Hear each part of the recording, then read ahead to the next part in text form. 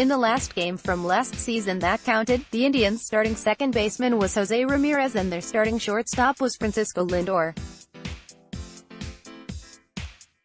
Ramirez finished third in the MVP voting and Lindor finished sixth. Thursday in Minnesota, in their first game this season that counts, the Indians' starting second baseman will likely be Max Moroff and their starting shortstop will be Eric Stamets. Crickets, welcome to the championship season. The Indians are off to a flying stop. Well, not really. Ramirez will still be in the lineup, not at second base, but at third base, where the Indians' starter in the last game from last season that counted was Josh Donaldson, your 2015 American League Most Valuable Player. Donaldson now plays for Atlanta, Ramirez now plays third base and Lindor now works out under the supervision of athletic trainers. Max Moroff and Eric Stamets. They're still Max Moroff and Eric Stamets. Not to worry, though. Terry Francona is back for his 7th year of managerial legerdemain, so what could possibly go wrong, right?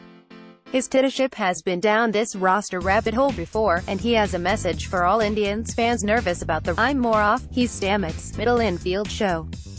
Francona's message is a soothing, "Don't worry about it. We'll figure it out." For starters, Lindor, strained calf, may only miss the first week or so of the season. For finishers, Moroff is starting because Jason Kipnis' strained calf can't. That's right, between the Indians' two everyday middle infielders, Lindor and Kipnis, they only have 2 healthy calves between them, and opening day is only 4 days away. Is this any way to hold off the Minnesota Twins? Francona is a latter-day Chuck Dresson, who managed 5 major league teams from the 1930s to the 1960s, and famously quipped to his team during a game in one of those years, "Keep it close, boys, and I'll think of something." That's Francona, who in 2019 has a Cadillac starting rotation and a Stamets-Moroff double-play combination. At least for the first few games. But don't worry, Francona will think of something. He finds jollification in the challenge of it all. Especially in the lightweight AL Central, where the other 4 teams struggled, we even find the Indians' neck, much less summon the breath to breathe down it. Thus, in these final hours before Commissioner Rob Manfred honks the 2019 season into action, Francona is enjoying putting the finishing, if only temporary, touches on the Indians' opening day roster. No easy matter, there, given that half the position starters from last year's team are now drawing paychecks from other teams. But that makes it a fun challenge, and the Tito Natter is nothing if not a fun guy. If you get your team going in one direction, even if it's in the wrong direction, if you're going together, you'll figure it out, said Francona to reporters in Arizona, while simultaneously channeling Dresson and Casey Stengel. "I've always enjoyed that part of it," said Francona. "Even when things aren't perfect, when you've got guys pulling together, I enjoy that feeling." Francona's resume proves his ability to get guys pulling together, and that skill set may be tested to the maximum this year. No so much in the regular season, where the Indians have become regulars at qualifying for the postseason.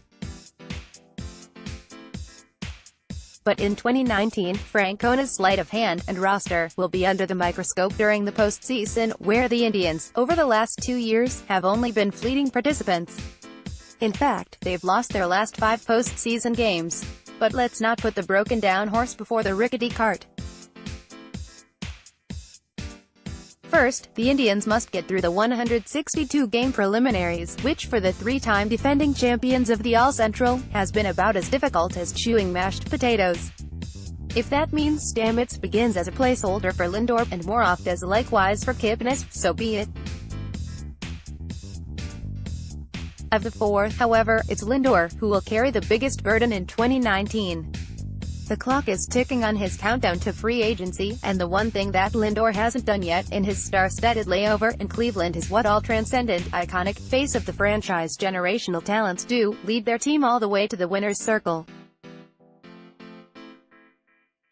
The best of those kind of players, at least once in their career, pick up their team and will it to a victory in the last game of the World Series. It would do wonders for Lindor's resume, it would further polish the luster on Lindor's star, and, let's be frank, for Cleveland, it would take the sting out of losing him to free agency if he left the fan base with at least one parade. The clock is ticking for Lindor in all sorts of ways. But it's ticking loudest for his legacy. Contact Jim Ingraham at 329-7135 or jimgram4@gmail.com or follow him at Jim Ingraham on Twitter.